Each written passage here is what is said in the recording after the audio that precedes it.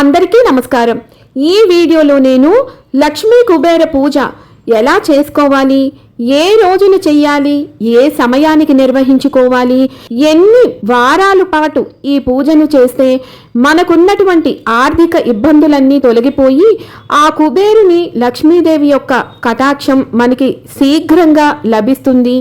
లక్ష్మీ కుబేర మంత్రం ఎలా పఠించాలి, ఎన్నిసార్లు పఠించాలి, అలాగే లక్ష్మీ కుబేర పూజకు సంబంధించిన అనేక ధర్మ సందేహాలు అన్నీ కూడా ఈ వీడియో ద్వారా తెలుసుకుందాం। మొదటిసారి ఛానల్ని చూసేవాళ్ళు మా ఛానల్ని సబ్స్క్రైబ్ చేసి పక్కనే ఉన్న బెల్ ఐకాన్ని ప్రెస్ చేయండి।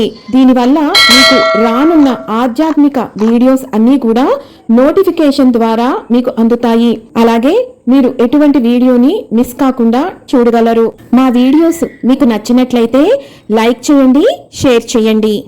లక్ష్మీ కుబేర పూజకు కావాల్సిన ముఖ్యమైన పూజా సామాగ్రి అన్నీ కూడా మన ఇంట్లో ఉండే సామాగ్రి సరిపోతుంది। వాటితో పాటు ఎర్రటి పువ్వులు, గులాబీలైతే మంచిది, చామంతులు, తమలపాకులు, కుబేర కుంకుమ, ఆకుపచ్చ రంగు ఒత్తులు, ఇవి కుబేర కుంకుమతో తయారు చేసే ఒత్తులు, కుబేర దీపం, ఇవి మీకు మార్కెట్లో నేను పైన చూపిస్తున్న విధంగా 2 రకాలుగా ఉంటాయండి। వీటిలో ఏది తీసుకున్నా పర్వాలేదు। ఒకవేళ మీ దగ్గర ఇవి లేకపోతే మీరు కంగారు పడాల్సిన అవసరం లేదు।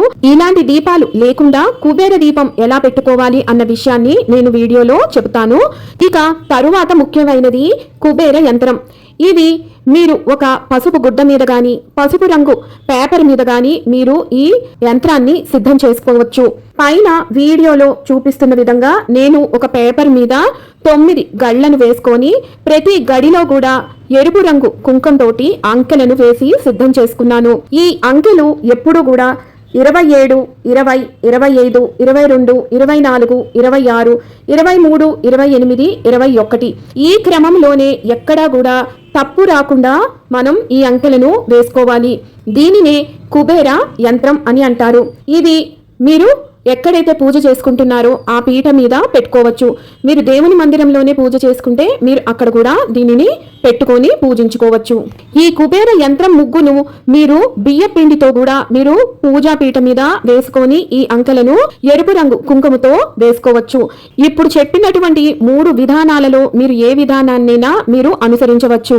ఇక ఆ తరువాత లక్ష్మీదేవి, కుబేరుడు, చిత్రాదేవి ఉన్నటువంటి ఫోటో లేదా విగ్రహం మీకు ఏది మీ ఇంట్లో ఉంటే దానిని పెట్టుకొని పూజించవచ్చు। ఇక పూజకి ఎలా సిద్ధం చేసుకోవాలో తెలుసుకుందాం। పూజ ఎక్కడైతే నిర్వహిస్తున్నారో ముందు ఆ ప్రదేశాన్ని మొత్తం శుద్ధి చేసుకొని పసుపుతో అలికి వరిపిండితోటి ముగ్గులు పెట్టుకోండి। దానిపైన పూజా పీటను పెట్టి పీటకి కూడా పసుపు రాసి వరిపిండితో ముగ్గులు పెట్టి కుంకుమతో అలంకరించి సిద్ధం చేసుకోండి। ఇప్పుడు సిద్ధం చేసుకున్నటువంటి ఈ పీట పైన లక్ష్మి, కుబేరుడు, చిత్రాదేవి ఉన్నటువంటి ఫోటోకి చక్కగా గంధంతో అలంకరించి కుంకుమ బొట్టు పెట్టి ఆ పీట మీద పెట్టండి।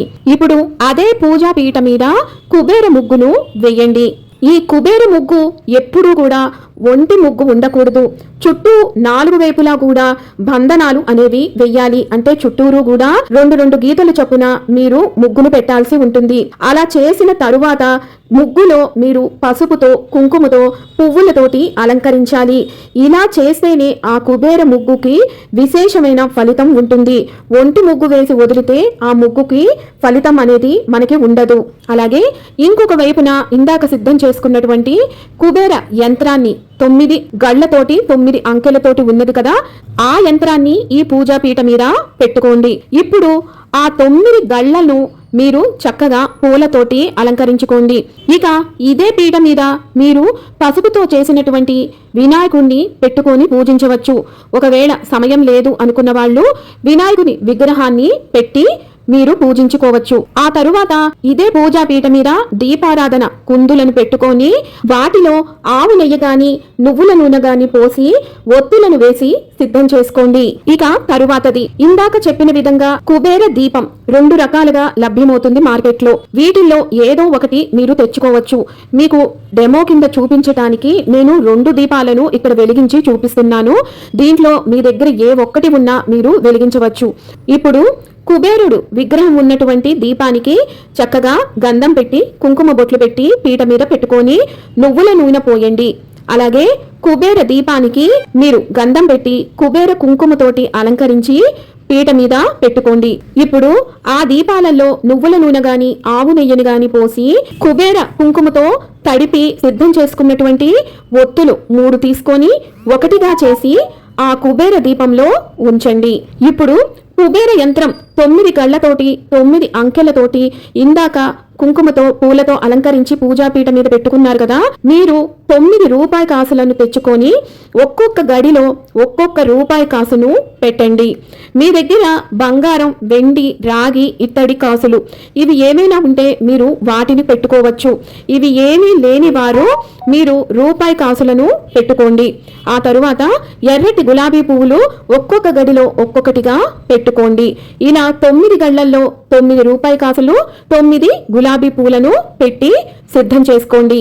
దీంతో పూజాపీఠం మొత్తము కూడా సిద్ధమవుతుంది. ఇప్పుడు పూజను ప్రారంభిద్దాం. ముందుగా విఘ్నేశ్వర ప్రార్థన చేసుకోండి. ఆ తరువాత దీపారాధన చేసి దీపాలకు పసుపు, కుంకుమ, అక్షింతలు, పుష్పాన్ని ఉంచి అలంకరించుకోండి. తరువాత కుబేర దీపాలను కూడా వెలిగించి పసుపు, కుంకుమ, అక్షింతలు, పుష్పాలతోటి దీపాలకు అలంకరించి నమస్కరించుకోండి. ఇప్పుడు కేశవ నామాలు చెప్పుకుంటూ ఆచమనం చేయండి. ఆ తరువాత మీ గోత్రనామాలు చెప్పుకుంటూ మీ కోరిక ఏంటి అనేది ఆ స్వామివారికి విన్నవించుకుంటూ సంకల్పం చెప్పుకోండి. ఆ తరువాత కలశారాధన చేయండి. ఇప్పుడు గణపతికి షోడశోపచార పూజను నిర్వహించండి. ఒకవేళ మీకు షోడశోపచార పూజ నిర్వహించటం రాకపోతే మీరు 21 సార్లు గణపతి నామం ఓం గం గణపతయే నమః అంటూ ఉచ్చరిస్తూ గణపతికి అక్షింతలతో గాని పుష్పాలతో గాని అర్చించండి. ఇప్పుడు నవగ్రహ దిక్పాలకులకు నమస్కారం చేసుకోండి. ఇప్పుడు లక్ష్మీ కుబేర పూజను ప్రారంభించండి. ప్రతి ఉపచారానికి కూడా మీరు ఓం శ్రీ లక్ష్మీ నారాయణాభ్యాం నమః శ్రీ చిత్రరేఖా సహిత కుబేరాయ నమః అని ఉచ్చరించండి. ముందుగా ఒక పుష్పం చేతిలో పెట్టుకొని ధ్యానం చెయ్యండి. ఆ పుష్పాన్ని స్వామివారి మీద ఉంచండి. ఆ తరువాత మరొక పుష్పాన్ని తీసుకొని ఆవాహనం చేయండి. ఆ పుష్పాన్ని స్వామివారి పైన ఉంచండి. ఇప్పుడు కొన్ని అక్షంతలు తీసుకొని స్వామివారికి ఆసనం సమర్పించండి. ఇప్పుడు పుష్పంతో నీళ్లను చిలకరిస్తూ ముందుగా పాద్యం, తరువాత అర్ఘ్యం, ఆ తరువాత ఆచమనం సమర్పించండి. తరువాత పంచామృత స్నానాన్ని సమర్పించండి. తరువాత శుద్ధోదక స్నానాన్ని సమర్పించండి. ఆ తరువాత పత్తితో చేసినటువంటి వస్త్రాలను సమర్పించండి. తరువాత పత్తితో చేసినటువంటి యజ్ఞోపవీతాన్ని సమర్పించండి. తరువాత గంధం స్వామివారికి, అమ్మవారికి సమర్పించండి. తరువాత కొన్ని అక్షింతలను, పుష్పాలను సమర్పించండి. ఇప్పుడు అంగపూజ. ముందుగా మహాలక్ష్మీదేవికి పుష్పాలతో గాని అక్షింతలతో గాని అంగపూజను నిర్వహించండి. ఆ తరువాత కుబేరునికి అంగపూజను నిర్వహించండి. ఇప్పుడు లక్ష్మీదేవికి సంబంధించినటువంటి అష్టోత్తరం, శ్రీ సూక్తం, కనకదార స్తోత్రం ఏవి మీకు వస్తే వాటిని చదువుకుంటూ పుష్పాలతోటి లేదా అక్షింతలతోటి పూజ నిర్వహించండి. ఆ తరువాత కుబేర అష్టోత్తరాన్ని చదువుతూ కుబేర కుంకుమతోటి లేదా ఎర్రని పసుపు పుష్పాలతోటి మీరు కుబేర పూజను నిర్వహించండి. మాకు ఇవేమీ రావండి, ఇంత సమయం మాకు లేదు, ఏదైనా ఒక చిన్న మంత్రం శక్తివంతమైనది చెప్పండి అంటారా? అతి రహస్యమైనది, శక్తివంతమైనది లక్ష్మీ కుబేర మంత్రం ఒకటి ఇప్పుడు చెప్తున్నాను. దీనిని భక్తి శ్రద్ధలతో ఈ పూజ నిర్వహించినప్పుడు ఎవరైతే 21, 54, 108 సార్లు మీ శక్తి కొలది పఠిస్తారో వారికి ఇంకా లక్ష్మీదేవి, కుబేరుడు మీ ఇంట్లోనే తిష్ట వేసుకొని కూర్చుంటారు. ఇంకా చెప్పాలి అంటే అపార కుబేరులు అవటానికి ద్వారాలు తెరిచినట్టు అవుతుంది. అంత శక్తివంతమైన రహస్యమైనటువంటి ఈ లక్ష్మీ కుబేర మంత్రాన్ని ఇప్పుడు చెబుతున్నాను. ఓం ధనధ సౌభాగ్య లక్ష్మీ కుబేర వైశ్రవణాయ మమ కార్యసిద్ధిం కురు స్వాహ. ఈ లక్ష్మీ కుబేర మంత్రాన్ని మీ యథాశక్తి కొలిది మీరు పఠించిన తరువాత కుబేర యంత్రానికి పూజ నిర్వహించి ఇప్పుడు నేను చెబుతున్నటువంటి ఈ నామాన్ని 21 సార్లు పఠించాల్సి ఉంటుంది. అది ఓం శం కుబేరాయ నమః. ఈ శ్లోకాలు, అష్టోత్తరాలు అన్ని పఠించిన తరువాత ధూపాన్ని సమర్పించండి. ఆ తరువాత దీపాన్ని దర్శింపచేసి నైవేద్యం సమర్పించండి. నైవేద్యం కింద మీరు ఫలాలను నివేదించవచ్చును. ఆ తరువాత తాంబూలం సమర్పించి మంగళహారతిని ఇవ్వండి. ఇప్పుడు కొన్ని అక్షింతలు పుష్పాలను చేతిలో పట్టుకొని స్వామివారికి మంత్ర పుష్పాన్ని సమర్పించండి. ఆ తర్వాత చామరం వీస్తూ వివిధ ఉపచారాలను నిర్వహించండి. దీంతో లక్ష్మీ కుబేర పూజ సమాప్తం అవుతుంది. పూర్తి ఫలితం కోసం ఇందాక నివేదించినటువంటి ఫలాలను తాంబూలంలో పెట్టి ఎవరైనా ఒక ముత్తైదువు లేదా ముగ్గురు ముత్తైదువులకు ఇస్తే సంపూర్ణ లక్ష్మీ కుబేర కటాక్షం సిద్ధిస్తుంది. ఇప్పుడు చేతిలో కొన్ని అక్షంతలను తీసుకోండి. లక్ష్మీ కుబేర వ్రత కథలు ప్రారంభిస్తున్నాను, శ్రద్ధగా ఆలకించండి. పూర్వం మహర్షులంతా సూతుల వారి వద్దకు చేరి, ఓ మహాత్మా, భూమిపైన మనుషులందరూ ధన సమపార్జన కోసం అష్ట కష్టాలు పడుతూ ఉంటారు. చాలా మందికి ప్రారబ్ధ కర్మ వల్ల ఎంత కష్టపడినా ధనం, ధాన్యం, భుక్తి లభించక జీవితంలో అభివృద్ధి లేక సుఖ సంతోషాలు లేక అల్లాడిపోతూ ఉంటారు. అటువంటి వారికి ఆ కర్మను తుడిచేసుకొని సంపదలను పొందే మార్గం ఏదైనా ఉంటే సెలవీయమని ప్రార్థించారు. అప్పుడు సూత మహర్షి, ఓ మునులారా, ఈ ప్రశ్నలో మీ స్వార్థం లేదు, లోక కళ్యాణం కోసం అడిగారు కనుక మీకు ఒక అద్భుతమైన వ్రతం గురించి చెబుతాను, శ్రద్ధగా ఆలకించండి అని చెప్పారు. దానిని శ్రీ లక్ష్మీ కుబేర వ్రతం అంటారు. కుబేరుడు ధనాధిపతి. ఈశ్వరుడి అనుగ్రహం వల్ల ఉత్తర దిక్కునకు నవ నిధులకు పాలకుడయ్యాడు. అతని భార్య చిత్రరేఖ. మహాలక్ష్మీదేవి సహితంగా కుబేరుని చిత్రరేఖాదేవిని ఆరాధించిన వారు ధన సంబంధమైన కష్టాలు తీరి ధనవంతులై సుఖపడతారు. ఈ వ్రతాన్ని ధనత్రయోదశి నాడైనా, అక్షయ తృతీయ నాడైనా, శ్రావణ మాసంలోనైనా, ఏడాదిలో ఏ గురువారం నాడైనా, శుక్రవారం నాడైనా, పౌర్ణమి నాడైనా చేసుకోవచ్చు. పర్వదినాల్లో చేస్తే విశేష ఫలితం లభిస్తుంది. ఒక్కరోజు పూజలా చేసుకోవచ్చు. లేక ఏదైనా సంకల్పంతో చేసేవాళ్ళు అభీష్ట సిద్ధి కోసం వ్రతంలా నవనిధి పరిపాలకుణ్ణి 9 వారాలు భక్తితో అర్చించాలి. 10వ వారము ఉద్యాపన చేయవలెను. అన్ని వారాలు చేయలేని అసక్తులు 5 వారములు పూజ చేసి 6వ వారము ఉద్యాపన చేసుకోవచ్చు. వ్రతమాచరించే రోజు ఉదయాన్నే తలస్నానం చేసి బియ్యంతో మండపం ఏర్పాటు చేసి గణపతిని, దిక్పాలకులను, నవగ్రహాలని, లోకపాలకుల్ని ఆరాధించి లక్ష్మీదేవికి, కుబేరునికి షోడశోపచార పూజను చేసి అష్టోత్తర శతనామావళితో అర్చించి ధూప, దీప, నైవేద్యాలని సమర్పించాలి. ఆ తరువాత ఈ వ్రత కథలను చదువుకొని పూజా అక్షంతలను శిరస్సున ధరించాలి. అతిథిని పిలిచి లక్ష్మీ కుబేర స్వరూపంగా భావించి భోజనం పెట్టి వాళ్ళ ఆశీర్వాదం తీసుకోవాలి. భోజనం పెట్టలేని వాళ్ళు ప్రసాదం పెట్టి తాంబూలం ఇవ్వాలి. భక్తి శ్రద్ధలతో ఇలా చేస్తే సమస్త దారిద్రాలు తొలగిపోయి అష్టైశ్వర్యాలు లభిస్తాయి అని చెప్పి ఆ వ్రతం చేసే ఫలితాన్ని పొందిన 2 స్నేహితుల వృత్తాంతాన్ని, కుబేరుని పూర్వజన్మ వృత్తాంతాన్ని సూత మహాముని ఇలా వివరించాడు. 2 స్నేహితుల వృత్తాంతం. పూర్వం ఉజ్జయిని పట్టణంలో దేవదత్తుడు, దేవదూరుడు అని 2 స్నేహితులు ఉండేవారు. పేరుకు తగ్గట్టే మొదటి వారికి దైవం పైన అచంచల విశ్వాసం, 2వ వాడు నాస్తికుడు. తన జీవితం అంతా తన సామర్థ్యం పైనే నడుస్తోందనే అహంకారం ఉండేది. 2 దారిద్ర్యంతో బాధపడుతూ ఉండేవారు. ఒకసారి వ్యాపార నిమిత్తం అన్ని ఊళ్ళు తిరిగారు. సరైన లాభం దొరకక అలసిపోయి ఒక గ్రామంలో ఆలయం అరుగుపైన పడుకున్నారు. ఆ పక్క రోజు ఉదయాన్నే ఆది దంపతుల్లా ఉన్న ఒక జంట వచ్చి, మీరు పడుకున్న ఆలయం సామాన్యమైనది కాదు, మహిమాన్వితమైన ప్రదేశం.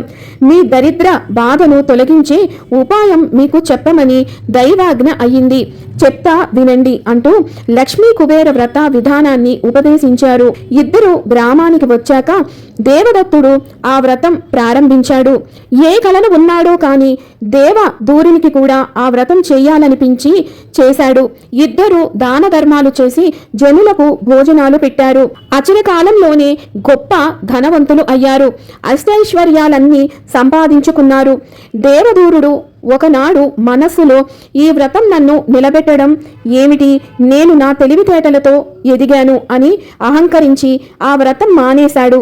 తొందరలోనే అతని సంపదలన్నీ విచిత్ర పరిస్థితుల్లో చేజారిపోయి బుద్ధి తెచ్చుకొని మళ్ళీ ఆ వ్రతాన్ని ప్రారంభించాక మళ్ళీ సంపద నిలిచింది.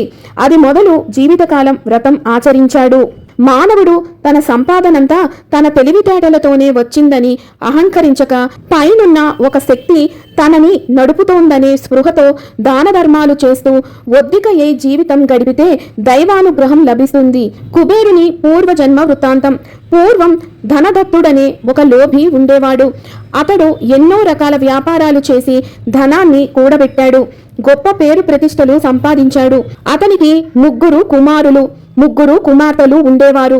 అపార ధనవంతుడైన ఏనాడు దాన ధర్మాలు చేయక కూడబెట్టేవాడు. పైసా ఖర్చు పెట్టాలంటే ముందు వెనక చాలా ఆలోచించేవాడు. ఏనాడు ఏ దేవాలయంలోనూ ఒక్క పైసా వెయ్యలేదు. యాచకుడికి దానం అసలే ఇవ్వలేదు. ఎంతసేపు తన కుటుంబం వాళ్ళ సుఖం అదే ప్రపంచంగా బతికాడు. ఒకనాడు ఒక సాధువు అతడి ఇంటికి వచ్చి, నాయనా, నీతో అత్యవసరంగా మాట్లాడాలి అన్నాడు.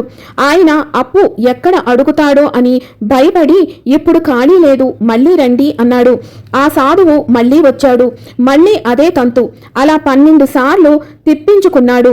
ఆఖరికి, ఎందుకు నన్ను విసిగిస్తున్నావు, నేను అప్పు ఇయ్యలేను అన్నాడు.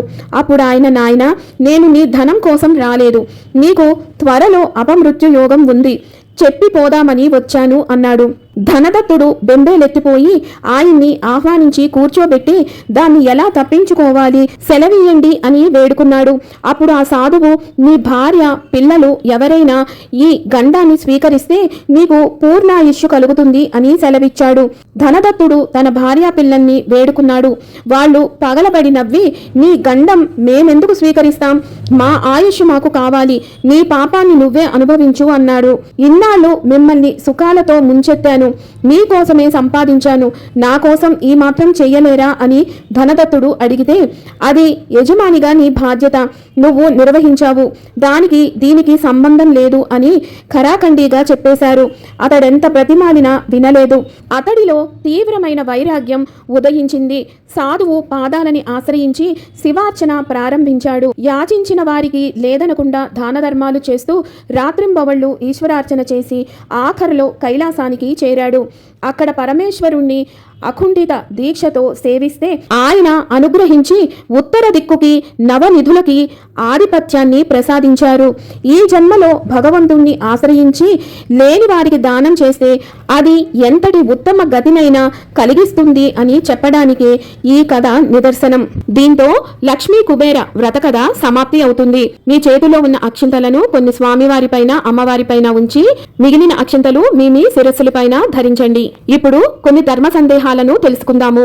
మా దగ్గర కుబేర దీపం లేదండి, మరి ఏం చెయ్యాలి అంటే, మీరు ఏదైనా ప్రమిద లేదు అంటే దీపపు కుందును తీసుకొని దాంట్లో దీపాన్ని వెలిగించి ఉత్తర దిక్కులో ఉంచాలి. ఆ జ్యోతులు ఉత్తర దిశను చూస్తున్నట్టుగా వెలిగించాలి. ఇలా చేస్తే ఇదే అసలైన కుబేర దీపం అవుతుంది. ఒకవేళ కుందులు ప్రమిదలు ఏదీ లేకపోతే మీరు పిండి దీపాన్ని తయారు చేసి దాన్ని ఇదే రకంగా ఉత్తర దిశలో పెట్టి ఉత్తర దిక్కుకు దీపాలు వెలుగుతున్నట్లుగా మీరు దీపారాధన చేయవచ్చు. దీనిని కూడా కుబేర దీపమనే అంటారు. ఇక కుబేర యంత్రంలో పెట్టినటువంటి రూపాయి కాసులు, పువ్వులు ఏం చెయ్యాలి అంటే వాటిని మీ ధనాగార పెట్టిలో భద్రపరుచుకోవచ్చు. మళ్ళా మీరు ఈ పూజను నిర్వహించుకునేటప్పుడు అవే కాసులను మీరు పూజలో పెట్టుకొని వాడుకోవచ్చు. ఇక పువ్వులను ఎవరూ తొక్కని చోట పూల చెట్ల మొదల్లో లేదా పారే నీటిలో వేసేయండి. కుబేర ముగ్గును ఏం చెయ్యాలి అంటే ఏదైనా శుభ్రమైన వస్త్రంతో ఆ ముగ్గును మొత్తము కూడా తుడిచేసి ఆ బియ్య పిండిని మొత్తము పారే నీటిలో లేదా ఎవరూ తొక్కని చోట వేసేయండి. కలశం పెట్టుకునే వాళ్ళు కలశాన్ని ఎలా పెట్టుకోవాలి అంటే, మీరు ఇందాక పూజాపీఠని సిద్ధం చేసుకోవటం చెప్పాను కదా, అదే విధంగా పూజాపీఠని సిద్ధం చేసుకొని ఒక అరిటాకును ఆ పూజాపీఠ మీద పెట్టి దానిపైన ధాన్యాన్ని పోసి ఒక రాగి చెంబును పెట్టి నీళ్లు పోసి దాంట్లో పసుపు, కుంకుమ, అక్షింతలు, పుష్పాన్ని, రాగి కాసు లేదా రూపాయి కాసు వేసి తమలపాకులు కానీ లేదా మామిడి ఆకులు గాని ఉంచి కొబ్బరికాయ పీచం పైకి వచ్చేటట్టు పెట్టి దానిపైన రవికల గుడ్డను ఉంచండి. ఈ రకంగా కలశాన్ని సిద్ధం చేసుకొని కలశం ఉన్నవారు పూజను నిర్వహించుకోవచ్చు. కలశం లేని వాళ్ళు ఇందాక నేను చెప్పిన విధంగా పూజను నిర్వహించుకోవచ్చు. ఈ పూజను ఏ రోజున నిర్వహించుకోవాలి అంటే సంధ్యా సమయాన మీరు ధన త్రయోదశి రోజున గాని, అక్షయ తృతీయ రోజున గాని, శుక్రవారం లేదా గురువారం, శ్రావణ మాసంలో లేదా పౌర్ణమి తిథి రోజున, దీపావళి అమావాస్య రోజున ఈ పూజను నిర్వహించుకోవచ్చు. ఇందాక చెప్పిన రోజుల్లో ఏ రోజున నిర్వహించినా మీకు అఖండ ఐశ్వర్య ప్రాప్తి సిద్ధిస్తుంది. ఒకవేళ దీక్షగా కొన్ని శుక్రవారాల పాటు మీరు ఈ వ్రతాన్ని ఆచరించాలి అంటే మీరు ఒక శుక్రవారం లేదా 3 లేదా 9 శుక్రవారాల పాటు ఈ వ్రతాన్ని ఆచరించవచ్చు. విన్నారు కదా లక్ష్మీ కుబేర పూజ ఎలా నిర్వహించుకోవాలి. మీకు గల అన్ని సందేహాలను మరొక వీడియోతో మళ్ళీ మిమ్మల్ని అందరినీ కలుసుకుంటాను. సెలవు మరి. సర్వం ఈశ్వరార్పణమస్తు. స్వస్తి.